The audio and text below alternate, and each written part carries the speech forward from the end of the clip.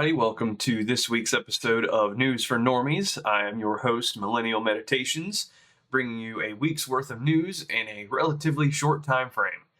And we got a lot to talk about this week. Some celebrity gossip, near misses with airplanes, talking about Trump, and this week, not really in a good way, and more. I do have one little conspiracy theory later in the video, but we will get to that when we get there. So, that being said, let's get right into the news.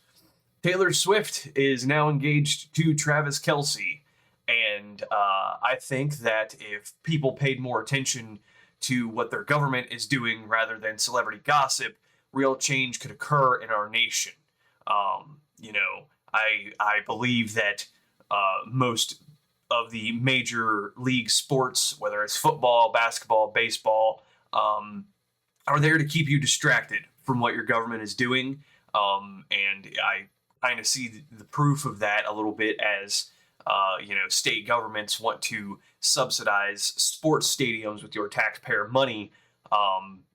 So by all means, pay more attention to what celebrities are doing than how your government is actively screwing you every single day, and just mind your business. Or, you can pay attention to videos like mine and realize that neither party really gives a shit about you. So, good for them, I suppose, but it'll be fun hearing about the album she puts out after they get a divorce, since that seems to be the trend with her. Hopefully I've just pissed off all of the Swifties on the internet. Don't care. Moving on. This one was kind of funny. Southwest Airlines will soon be charging plus-sized passengers for additional seating if they can't fit into one seat, which will likely piss off people like this. My body isn't the problem, the system is. When you're forced to buy 2 seats or squeeze into a space that wasn't designed for your body, it's not just inconvenient, it's dehumanizing. This isn't a luxury, it's a basic human right to travel with dignity. This plus-sized woman believes it's a basic human right to travel with dignity, and she's standing up for change. With every journey, Jalen challenges the uncomfortable realities that many larger travelers face, from cramped seats to insensitive policies, and she demands a change. You deserve to be comfortable flying, and you deserve to live your best life just like everybody else. Airline seats are too small for many people, regardless of their size or weight. I think this is a great idea, as the airlines have rules on the weight of your luggage. If your, suitcase is over 50 pounds, you get charged for, every pound over you go, or whatever the fuck they do. And I say this as somebody who's also overweight, but, I've stated before, I used to be 310 pounds. As of today, I hover around 225, and I've flown once, and I fit pretty comfortably in that seat, so, just saying. But I think this is a great idea, and I think that an unofficial fat tax in general would do great for getting people into shape. Maybe the clothing companies could start by making clothes up to a certain size. No more t-shirts that look like they could be used as a tonneau cover for an F-150. Banning fatties from using mobility scooters at the grocery store, and incentivizing people in ways like having lower health insurance premiums if you're not morbidly obese. Being fat isn't a disability, but if you keep shoving Ho-Hos and Mountain Dew in your face, you're going to lose a foot, and then you'll forever be overweight because you can't exercise the way that, people were meant to. So I think I've just pissed off the other half of the internet at this point. So if you're still here, thanks for following and watching. And I should have said this off the top. Go follow me on the socials. I'll have those in the video description down below. And if you are mad, you can tweet at me. Please do. I would love to hear it. But we're not done with the airlines, because an incident occurred recently over the state of Georgia where it appeared that a Southwest Airlines plane and a Spirit Airlines plane were nearly right on top of each other, as shown in this picture here. However, the Southwest plane was at an altitude of 33,000 feet, with the Spirit Airlines plane at 35,000 feet. So this was merely an optical illusion from the ground. The FAA has a limit of 1,000 foot distance between altitudes on planes. So these two airlines were well beyond that. Excuse me, I just burped. If we want to do some simple math real quick, 35 minus 33 equals 2. So, add those 3 zeros on the back end. There you go. They were 2,000 feet apart. Nothing really happened. But, people like to freak out about this kind of stuff. So, figured I'd talk about it. And speaking of freaking people out, Russia is planning a nuclear weapons test in the near future, which will be the first time in 35 years. This may be a way to show President Zelensky that Russia will use whatever it takes to win the war in Ukraine. Likewise, both countries are losing support from their own people to continue fighting this war. As we've seen in the past, Ukraine has kidnapped able-bodied people right off the street to throw into the war, and Russia is using similar tactics to bolster their numbers. The Russian government is now offering free healthcare for life to people with HIV and other STDs if they sign up for military service, which is kind of funny because we know how the Russians fight. Those people probably won't be alive for very long. Finally, Putin is set to attend a military parade with Xi Jinping, Kim Jong-un, and other foreign leaders, some of which are pretty closely allied with the U.S. So some people were making a big stink about this. However, this parade was likely scheduled well in advance, like we saw with the U.S. Army 250th birthday parade, which people were on the left were claiming, oh, Trump's putting on a dictator parade for himself, whatever. It was literally scheduled a year ahead when Biden was still in office. But anyway, about the Chinese military parade, it was likely scheduled well in advance. So the timing is probably just very coincidental with recent meetings about a peace deal in Ukraine with President Trump. But, we know the Chinese like to play dirty and will try to flex whenever they can, so who really knows? I guess maybe I had more conspiracy theories in mind than I originally thought. But now, coming back to the States, the Trump administration will deploy National Guard in 19 states, or at least they're very heavily considering it. Democrat mayors and governors are very upset by this, especially Mayor Johnson in Chicago. And so, look, we're going to remain firm. We'll take legal action. But the people in this city are accustomed to rising up against tyranny. And if that's necessary, I believe that the people of Chicago will stand firm alongside of me as I work every single day to protect the people of this city. I find it funny that he says, we're going to do everything to protect the people in our city. Dude, if you really wanted to protect the people of your city, Mayor Johnson, you would crack down on the gang violence that Democrat policies have allowed to run rampant for decades in your town. Okay, so spare us the bullshit about keeping people safe when you know damn good and well that gang violence is all through your city. Now, I'm of two minds about the National Guard thing. On one hand, Democrat policies have ruined America's biggest cities, and something has to be done. And as I've covered in last week and the week before, DC crime rates have plummeted. And it came to be found out that police in DC were fudging the numbers on crimes, and when they would take a report, it was somebody who was breaking and entering, and they would drop it down to a lower charge. Or attempted murder was then reclassified as just a simple assault. So that's where the left is getting off by saying, oh, crime has actually dropped in the last 5 years. Well, it's because your police are fudging the numbers. So on one hand, the crime has to stop because people are tired of it.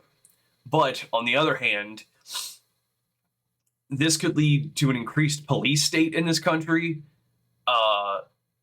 and nobody wants that. So to any left-leaning people who may be watching, if you're still watching after I've done, fat-shamed and talk shit about Taylor Swift, if you're still watching, I would really encourage you to rethink your politics as it is blatantly clear that Democrat policies do not work as they stand now. I'm talking about the Democrat Party in today's America, not from 50 years ago, from today. And we've seen in New York, Chicago, LA, San Francisco, all these places riddled with crime to the point where major retailers have closed up shop and refused to go back. You know, last week I talked about Bed Bath & Beyond talking shit about California, and they're right. You know, when you allow people to run rampant and steal things up to $1,000 and not get charged for it, companies are just going to leave. And then it leaves the place looking like, you know, the set from Escape from New York or Escape from LA. That's what happens. So if you're a Democrat watching, rethink your politics. And if you're a Republican watching, always be critical of your own party too, as I've done plenty of times here. I'm going to call balls and strikes, kind of taking that from Drinking Bros podcast, but you know, I'm going to call bullshit when I see it.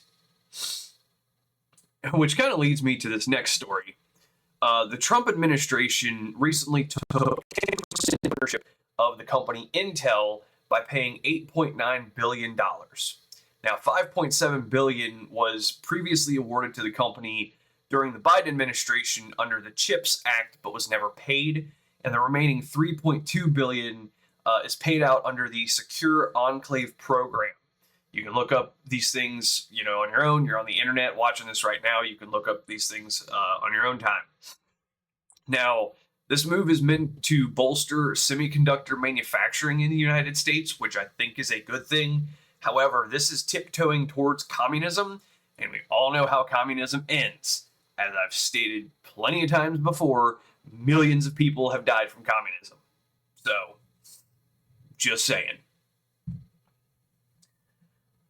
Now, this next one is kind of funny because this guy just keeps popping up in the news. The Trump administration is trying to send the Maryland man, Kilmar Abrego Garcia, to Uganda instead of his home country of El Salvador. Garcia was offered a plea deal that would have sent him to Costa Rica, but he rejected the deal, so he's going to Uganda instead. However, a judge is trying to block this from happening, citing a language barrier between Garcia and Uganda. However, Garcia knows English, and the official language of Uganda is English, so I think he'll be fine. Also, the translators exist for a reason. So maybe think twice before entering a country illegally and trafficking humans next time. So again, this is another example of the left prioritizing evil instead of good. And that's going to come up again very, very shortly. Moving on to more about Trump. Donald Trump is going to allow 600,000 Chinese students to come attend American colleges. President Xi would like me to come to China. It's a very important relationship. As you know, we're taking a lot of money in from China because of the tariffs and the different things, and it's a very important relationship. We're going to get along good with China. I hear so many stories about we're not going to allow their students, or we're going to allow their students to come in. We're going to allow, it's very important, 600,000 students. It's very important. But we're going to get along with China. But it's a different relationship that we have now with China. It's a much better relationship economically than it was before. With Biden, boy, what he allowed that, I mean, they just took him to the cleaners, you know?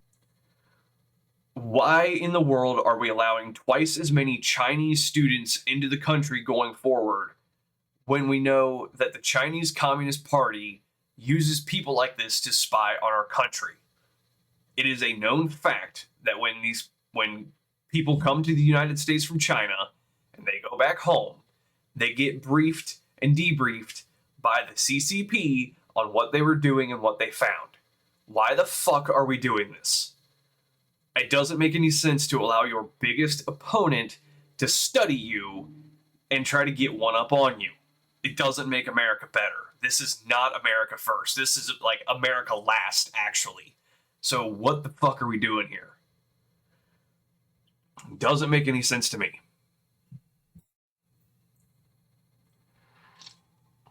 All right. Moving on. Trump signed an executive order banning the burning of the American flag.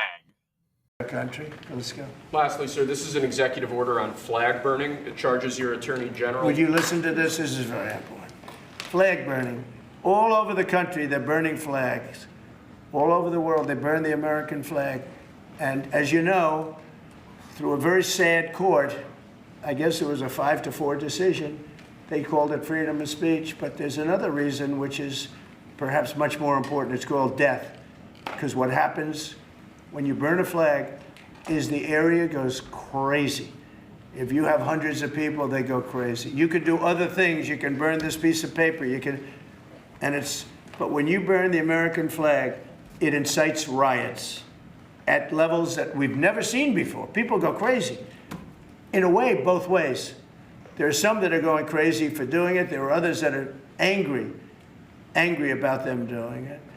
Do you want to discuss that? Sure. So what the executive order does, sir, it charges your Department of Justice with investigating instances of flag burning, and then where there's evidence of criminal activity, where prosecution wouldn't fall afoul of the First Amendment, and instructs the Department of Justice to prosecute those who are engaged in these instances of flag burning. And what the penalty is going to be, if you burn a flag, you get 1 year in jail. No early exits, no nothing. You get 1 year in jail. If you burn a flag, you get, and what it does is incite to riot. I hope they use that language, by the way. Did they? Yeah, incitement is incite to riot. And you burn a flag, you get 1 year in jail. You don't get 10 years, you don't get 1 month. You get 1 year in jail, and it goes on your record. And you will see flag burning stopping immediately, just like when I signed the Statute and Monument Act. 10 years in jail if you hurt any of our beautiful monuments. Everybody left town. They were gone. Never had a problem after that. It's pretty amazing. We stopped it. But this is something that's, I don't know, in a certain way, it's equally as important. Some people would say it's more important. Because the people in this country don't want to see our American flag burned and spit on. And by people that are, in many cases, paid agitators. They're paid by the radical left to do it. You talk to these people, they don't even know, half of them don't even know what they're doing. They say, I don't know, they gave me money to do this. I see the same things that you do. They're bad people. They're trying to destroy our nation. That's not working, because I think our nation now is the most respected nation anywhere in the world by far. You saw that with the European leaders on Friday. You saw that with NATO, where they agreed to go from 2% no pay to 5% fully paid up. Trillions of dollars paid, where they respect your president to a level that they jokingly call me the president of Europe. They call me the president of Europe, which is an honor. I like Europe, and I like those people. They're good people. They're great leaders. And we've never had a case where 7 plus really 28, essentially 38 countries were represented here the other day. 38 European countries were represented. European and other countries were represented. And it was a great meeting. But your country is respected again. I say it all the time. 1 year ago, our country was dead. Everybody said it. We had a dead country. We were not going to survive. Now we have the hottest country anywhere in the world. So it's an honor to be involved. And this group has a lot to do with it, right behind me.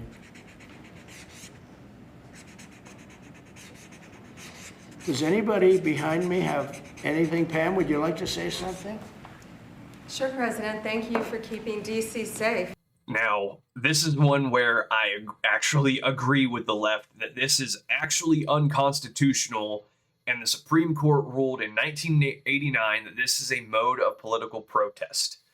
Supreme Court Justice Antonin Scalia said, quote, if it were up to me, I would put in jail every sandal-wearing, scruffy-bearded weirdo who burns the American flag, but I am not king. End quote. And I couldn't agree more with this statement. Do I like seeing people burn the American flag? No, not at all. This is the greatest country on earth. We have our problems, but it is a great country. We have seen tons and tons and tons of success stories of people coming here from, all over the world. And whether they set up a small business and make a decent living for themselves, or become ultra wealthy and found a major company that employs a lot of people, you can do that here. And you can talk shit about the government and not go to jail. So, like, that alone makes this the greatest country on earth. Again, we have problems. No country is perfect. However, the First Amendment is clear on the right to peaceful protest, and I will always support the right to peaceful protest. Actual peaceful protest, not what the left defines as peaceful protest, you know, fiery but mostly peaceful. Also, quick little side note, most American flags you buy at stores nowadays are made in China, so I'm more offended by that than people protesting what they deem as wrong. I may disagree with what people are protesting about, but I will never stomp on their right to do so. Okay? So I hope I've made that clear, and I would love to hear your thoughts in the comments below.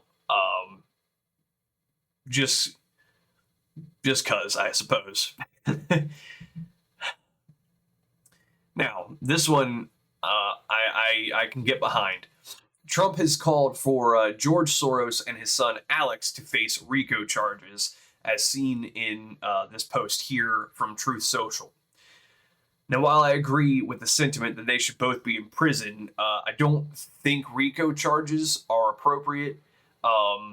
However, I'm not a legal expert, so, you know, this is just my opinion, just a guy on the internet ranting.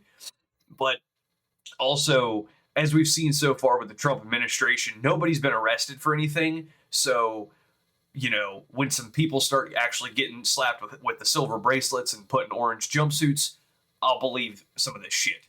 Also, we're still waiting on the Epstein files too. And again, nothing's really come out about that.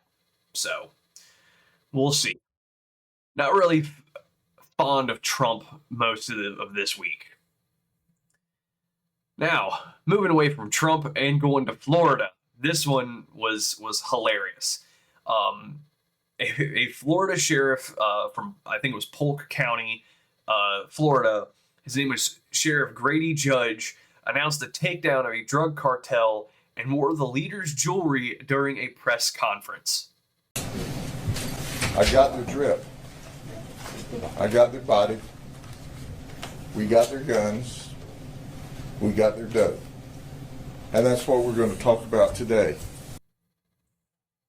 One, I'm glad that they took down a drug cartel leader and getting people off the streets who are dealing dangerous drugs. But two, this is hilarious, and it reminds me a lot of my very own county sheriff, Richard Jones, who also doesn't put up with bullshit like drug dealers. So good on Florida for keeping it real, and keep doing your thing, because you're setting a good example for the rest of the country. Maybe I should have flip-flopped these stories here, because we're going back to the federal government. But anyway, again, a thing I'm not a huge fan of. The IRS has actually stopped firing/laying people off, and has even begun hiring people again. This is completely antithetical to what Trump said in his campaign, and flies in the face of every single person who voted for him. This goes completely against what the Trump base has wanted, and again, it just shows that, you know, the aristocracy will protect itself before ever doing anything for you. So, if you're a politician watching, maybe even politicians from my own district, keep this in mind going forward, because I would hate for somebody to primary you next time. Just saying.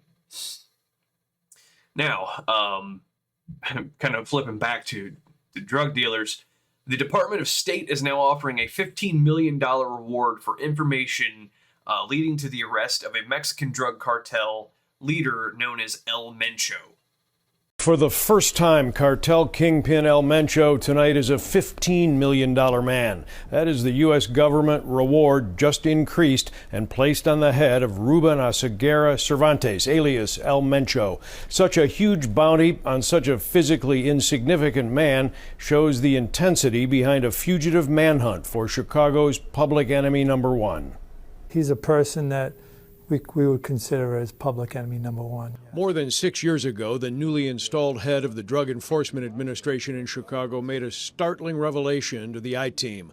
A little-known Mexican drug lord named El Mencho was to be considered the city's most wanted fugitive and public enemy number one, on a par with the most feared Chicago enemy from an earlier century, Al Capone. He's a very powerful trafficker in Mexico, and he has cells all over the world. The file on El Mencho bulging in recent years as his new generation cartel seized control of Chicago's street drug sales, and with the territory came wholesale bloodshed here and there. Mencho facing federal indictments in Chicago and other U.S. cities, still on the lam in Mexico and still overseeing a multi-billion-dollar empire. Tonight, this symbol of his global drug conglomerate, the $10 million reward for El Mencho's arrest, has just been increased to $15 million. The hike in America's bounty for El Mencho comes as his family starts to unravel. Relatives close to him arrested and squeezed by investigators as the government tries to press for information that could lead to his arrest and the takedown of his bloodthirsty and heavily armed cartel army. As the I-Team first reported 2 weeks ago, El Mencho's son-in-law, Christian Fernando Gutierrez Ochoa, was arrested on drug trafficking and money laundering offenses in Southern California. Ochoa had been living under a fake name in this luxury section here in Riverside after fleeing Mexico, according to prosecutors. Mencho had helped Ochoa fake his own death, even claiming to have murdered him, so the son-in-law and his daughter could live outside the dangerous cartel world. New details tonight from the arrest of El Mencho's kin in California. Federal agents now say they found numerous fake identities at the time of the arrest, along with ghost guns, those homemade weapons with no serial number but just as deadly as something off a store shelf. And tonight, Mencho's son-in-law headed to Washington, D.C. for prosecution. All of these moves by the feds aimed at public enemy number one himself, whom authorities say is personally responsible for the ongoing carnage in Mexico and hundreds of deaths. It's an ongoing problem. This guy, as stated in the video here, was kind of hanging around in Chicago. So again, Mayor Johnson, this happened under your watch. But this guy was known to traffic fentanyl and various other kinds of very dangerous drugs into the United States. So hopefully he'll be taken down soon. Now, sorry, coffee ground in my teeth. Kind of getting into a little bit of the conspiracy stuff here, so bear with me. A dark money group called the 1630 Fund has been caught paying online influencers to push left-wing propaganda. Here are some screenshots from their website, directly from their website, so you can see what they stand for. But I would highly encourage you to visit their website, which will be linked below, as well as references for all of these things. And while I didn't find anything directly stating that they, fight for equality for the LGBT community, one can assume that's part of what they do based on the rest of the things they stand for, which leads me to my next story. And before I get into this one, this is one that everybody's been talking about this week. And this is a very heavy one. And before I go into this, let me read you a Bible verse from Ephesians 6:12. This is the New International Version, if you're curious. And this verse says, quote, "For our struggle is not against flesh and blood, but against the rulers, against the authorities, against the powers of this dark world, and against the spiritual forces of evil in the heavenly realms," end quote. So, I think it was Wednesday this week, a transgender psychopath attacked a Catholic church / school, killing 2 young children and injuring 17 other people, mostly kids. And this person, who I was originally going to name, but I will not, was born male and thought that they were female. So going forward, I will refer to this person as he, as I do not give a shit about respecting their pronouns after they've killed kids. And just like the Nashville school shooting, this piece of shit targeted the church because of his hatred for what it stands for. And similarly to the assassination attempt on Trump, where, what was his name? Thomas Matthew Brooks, whatever. That guy was wearing a Demolition Ranch shirt. The shooter this week mentioned Brandon Herrera in his manifesto. So I find it interesting that a prominent gun rights advocate who's running for Congress is kind of being smeared like this. That's where the tinfoil top hat's coming in here, because I'm like, that's interesting. The shooter, let's see, making sure I'm on the right spot on my notes. Okay. The shooter also blamed his mom and even stated in his manifesto that he hated being trans and he could never fully become a woman, which is just common sense. I mean, I'm just going to leave that there. According to the team at Louder with Crowder, the shooter's mother worked at this church and retired from there, and apparently, allegedly, signed off on a legal name change when he was still a minor. So, kind of taking steps there. Hopefully this demon is back in hell where he belongs. And if you get upset about that, you know, this person, this deranged man, killed 2 kids and tried to kill almost 20 others. So, going forward, churches need to stop playing nice and beef up their security, because we know that over 90% of mass shootings take place in gun-free zones. Got some more Bible verses here. And the reason I say this is because I hate to try to use my own expertise here, but I do have a bachelor's degree in Christian ministry and leadership, because at one point I wanted to become a pastor, but since then I've kind of been disillusioned with the church. That's a separate topic for another time. So, Old Testament verse, in Ephesians 3, 1 through 8, this little passage says that there's a time for everything. And verse 8 specifically says that there is, quote, a time to love and a time to hate, a time for war and a time for peace, end quote. And before anybody takes this out of context, I am not saying that well, I'll get there in a second. Also, in the New Testament, Luke 22:36 says, and this is Jesus talking, quote, he said to them, but now if you have a purse, take it, and also a bag. And if you don't have a sword, sell your cloak and buy one, end quote. To be very, very clear, making it crystal clear, I am not calling for people to go into the streets and start attacking people they think are transgender. I am not advocating that whatsoever. We are not the left. We don't do that kind of thing. What I am saying is that Christians need to be ready for when those evil forces come for them. And if you think this sounds crazy, there have been at least 390 attacks on Catholic churches alone since May of 2020, which isn't surprising since statistics have also shown that young adults are flocking back to traditional Catholicism in recent years.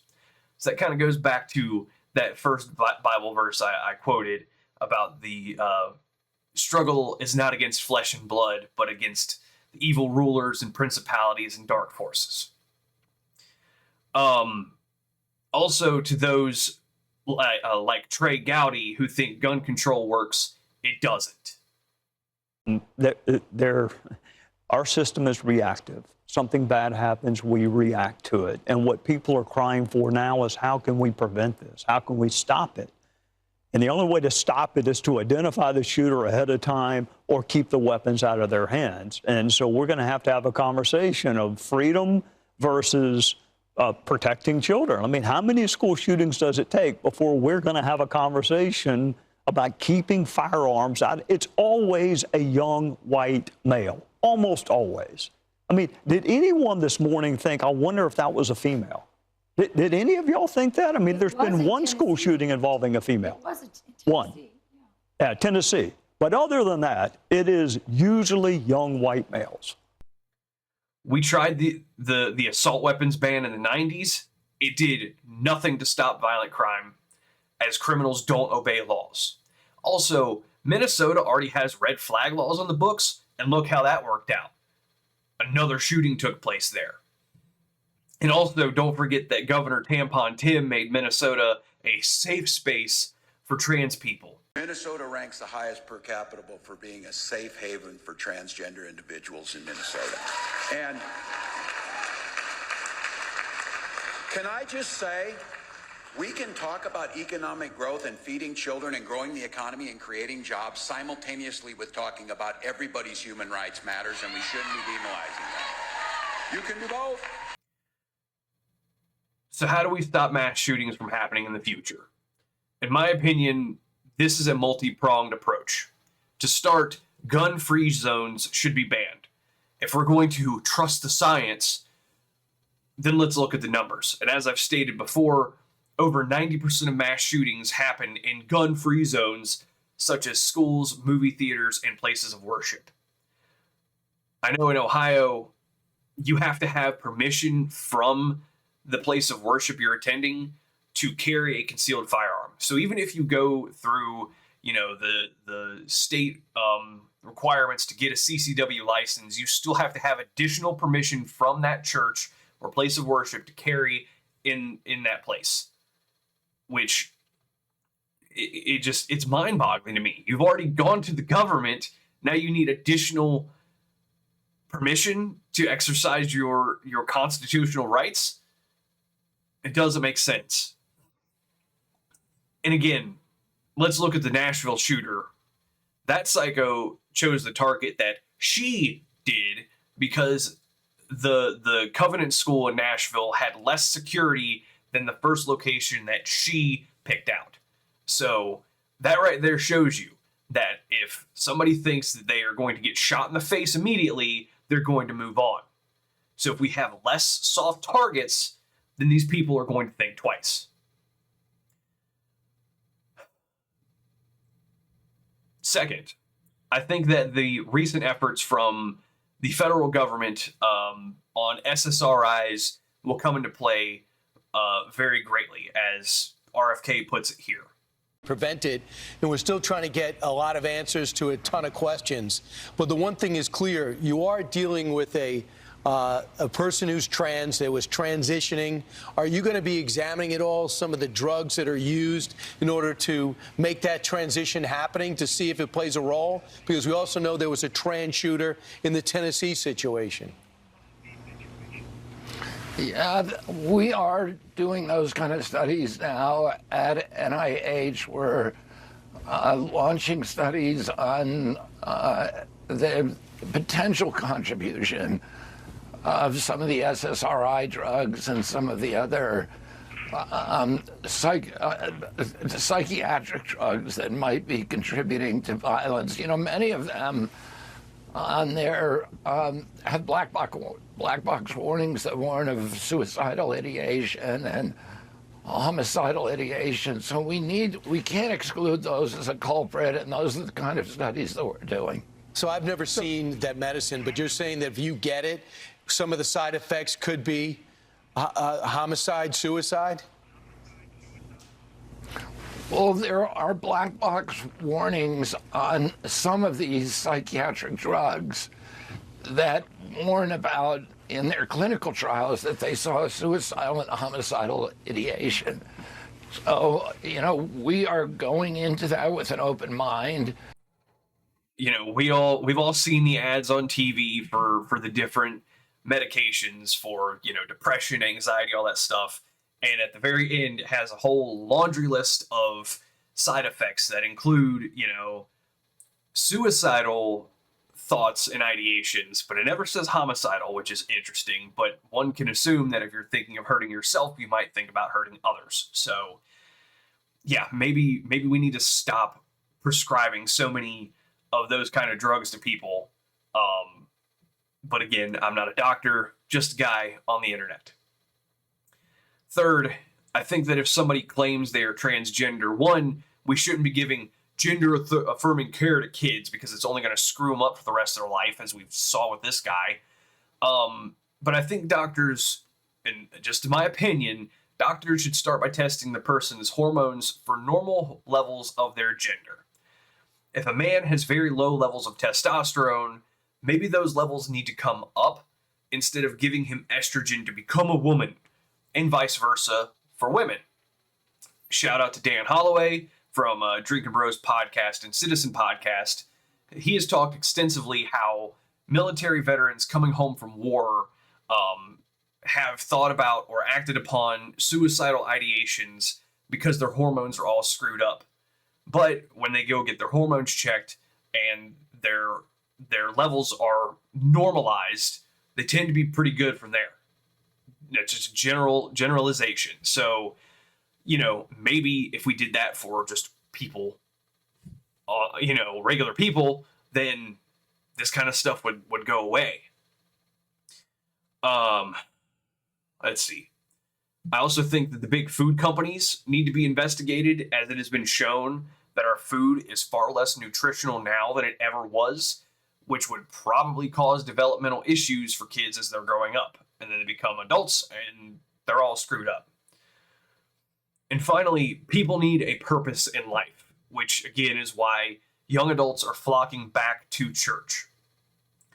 And I've stated that I have my own issues with how the church is ran, but it is a place for community and it gives people purpose. So, when you have a purpose and hope for life, you tend to going to have a better outlook on life.